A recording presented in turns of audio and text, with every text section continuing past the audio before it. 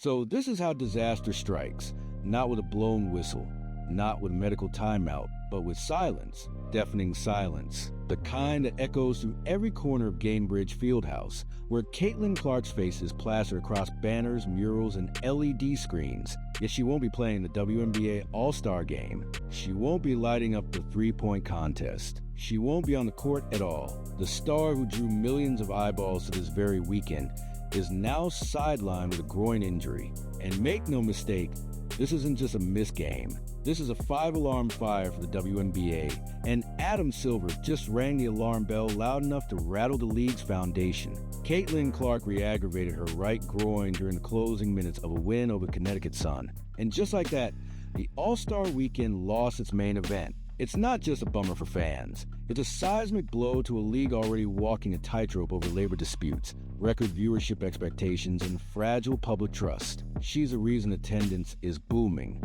She's a reason your uncle is watching WNBA games. She's a reason cities are bidding for franchises again. And now she's sitting, again, in her home state, on the most important weekend of the season. And NBA Commissioner Adam Silver, he's not staying quiet about it. Silver has already gone on record saying he wants Clark treated fairly and appropriately. But in commissioner speak, that's code for, what the hell are you people doing? This is the NBA commissioner, not the WNBA commissioner, calling out the handling of another league's most important asset. That's not a casual comment. That's not a PR move.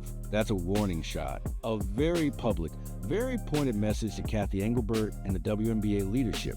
Fix this, because if you don't, the NBA might just step in to protect its investment. Let's be real, this isn't Clark's first injury this season. She already missed multiple games due to a quad injury, and now she's out again with a groin issue.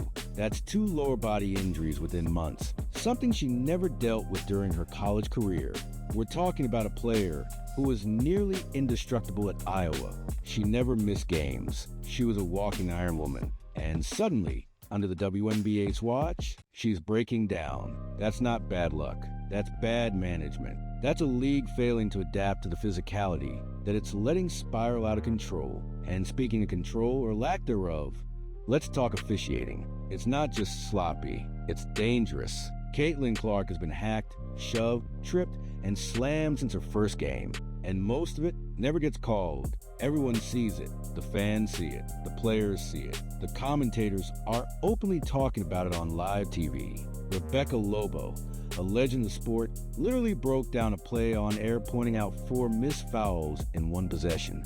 4. If legends are calling it out live, what does that say about the people actually responsible for blowing the whistle? The truth is, WNBA officials aren't salaried. They're paid per game. Many of them also officiate college basketball, meaning they're constantly juggling priorities and leagues. There's no consistency, no accountability, no standard. And when your referees are more part-time than your barista, injuries aren't just possible, they're inevitable. Caitlin Clark is paying the price, but the league is gambling with her body. And when the cost is millions in revenue, you'd think someone would sound the alarm.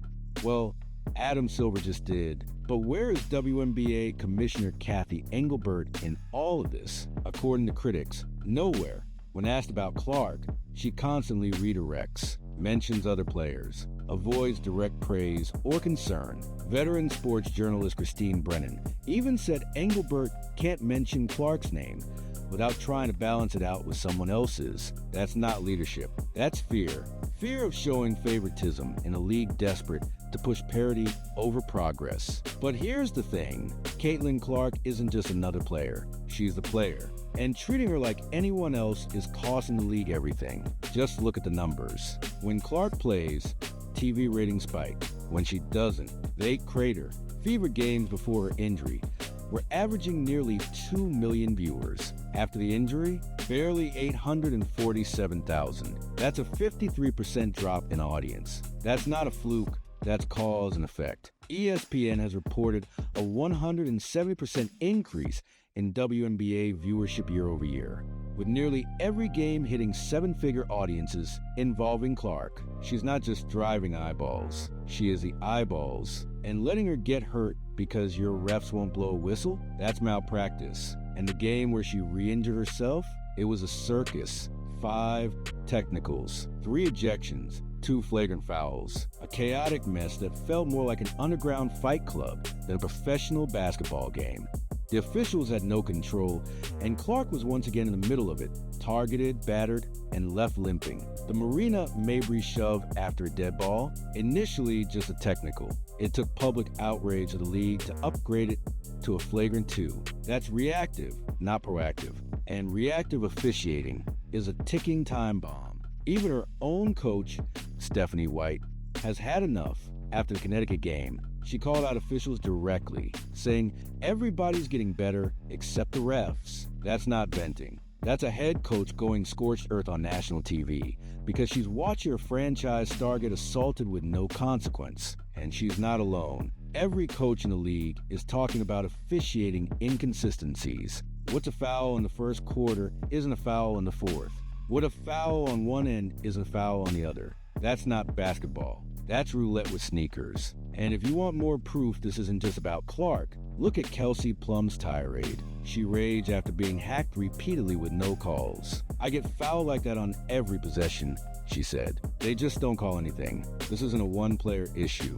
This is a league-wide officiating crisis. And the difference is, Clark's injury puts that crisis under a global spotlight. And now, the NBA is watching. So are advertisers. So are networks. And so are fans who are ready to fall in love with a revitalized WNBA. But the real heartbreak? It's what this weekend was supposed to be. Clark returning to Indianapolis for All-Star Weekend. Her face is on buildings. She's in ads. The city is wrapped around her presence. This was her moment, her stage. And now, she's in street clothes, watching from a bench, incredibly disappointed, as she said in her statement. She'll still help coach Team WNBA. But that's not why people bought tickets. That's not why sponsors threw down cash. This was supposed to be the Caitlin Clark show. Now it's a cautionary tale. Let's not forget the broader stakes here. CBA negotiations are happening right now. The current deal expires at the end of October, and players are already bracing for a possible lockout. The All-Star game was supposed to be a celebration. Instead, it's become a battleground, a symbol of everything players have been fighting against: poor infrastructure, weak leadership, dangerous officiating, and stars being sacrificed on the altar of team balance. If the WNBA can't protect its stars, what are they really negotiating for? And the ripple effects? They're international. The WNBA isn't the only game in town anymore.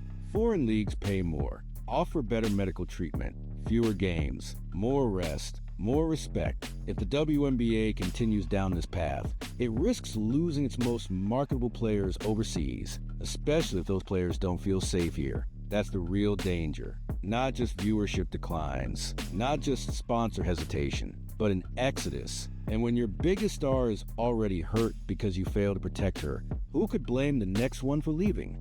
What's most frustrating is how avoidable all of this was. A league office that prioritized player safety, officials who were properly trained, salaried, and accountable, a commissioner who embraced Clark's star power instead of pretending it's equally distributed. Any one of those things could have changed the outcome. Instead, we're here, watching from the outside as Clark sits out, while everyone inside the league office pretends this is just bad luck.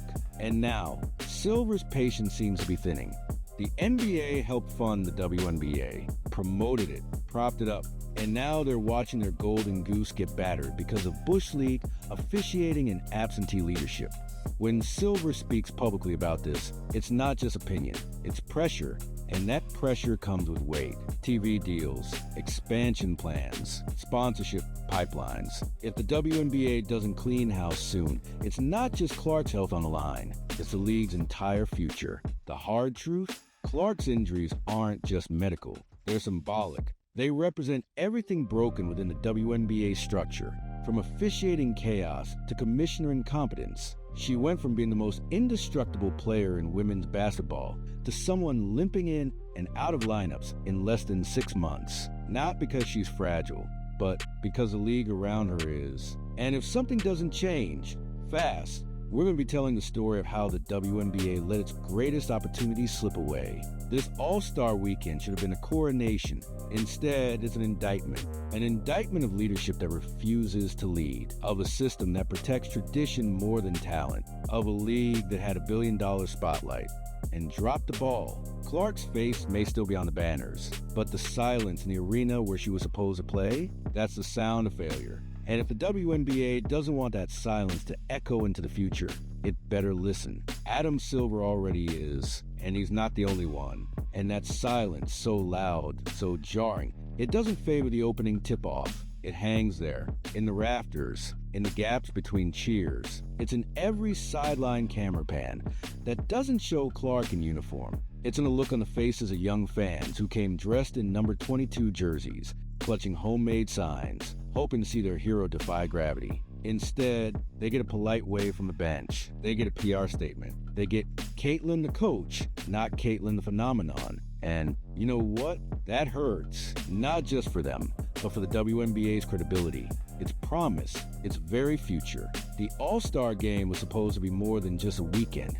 It was a centerpiece of the league's rebirth, a chance to show off the evolution, the growth, the legitimacy. And in many ways, it still is. But without Clark, it feels hollow. The star power is dimmer. The stakes feel lower. The buzz? It's buzzkill, because the one person who elevated this entire event is sidelined due to what amounts to professional negligence. And the worst part? No one inside league leadership seems to be showing the urgency this moment demands. This isn't just about Clark being hurt. This is about a league so ill-prepared for stardom that it fumbled its biggest opportunity in decades. The WNBA wanted the spotlight, begged for it, they got it, and they weren't ready. The infrastructure wasn't ready. The officiating wasn't ready.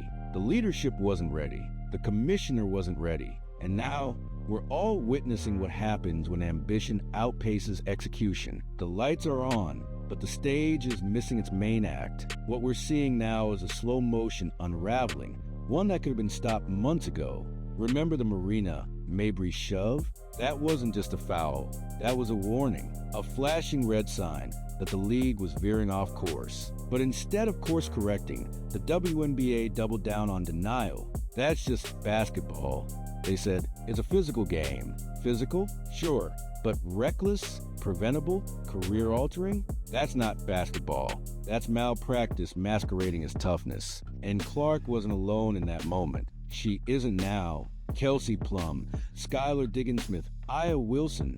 These aren't just names. They're warning signs. Star players who've all spoken out about officiating inconsistencies and physical abuse on the court. And every time they do, they're met with silence. Or worse, condescension. No winning team ever complains. Engelbert once said, as if only losers get fouled, as a concern is weakness. That kind of dismissive arrogance, it's not just offensive, it's dangerous. Dangerous because it tells players their pain doesn't matter, their safety doesn't matter, their voices don't matter. And for Clark, the stakes are even higher. She isn't just another player, she's the league's economic engine. ESPN's viewership spike? Clark. Sold out arenas? Clark. Merchandise sales? Clark. The reason little girls are watching women's basketball with wide eyes and wild dreams? Clark. And yet, the WNBA can't even guarantee her a game without injury. That's not just a missed opportunity. That's a structural failure. The league had one job: protect its stars, build around them, elevate them. Instead, it's treating them like liabilities, like burdens, like marketing tools to be used and discarded. Caitlin Clark isn't a prop. She's a person, a generational talent. And the fact that her injuries are mounting while league leadership stays frozen in place is nothing short of appalling. It's not a scandal yet, but it's one headline away from becoming one. And the longer Engelbert waits to act, the worse it's going to get. The business impact alone is staggering. Sponsors don't invest in chaos. Networks don't schedule games around bench warmers. And fans? They're not stupid. They see what's happening. They know this isn't just bad luck, it's bad policy. And they're not going to stick around forever. Already, ticket resale prices for All-Star Weekend have dropped. Already, online engagement has dipped. Already, You can feel the temperature change. That initial red-hot surge Clark brought, it's cooling, fast. And let's not forget, this isn't just about domestic consequences. The international spotlight is on the WNBA like never before. The Olympic cycle, global TV rights, the potential for franchise expansion into Europe. All of that is on the table. All of that depends on stability, on reliability, on stars being present and protected. If Caitlin Clark becomes known not as a transcendent athlete, but as the league's most mismanaged tragedy, those deals vanish. The dream shrinks. The empire never materializes. But it's not too late.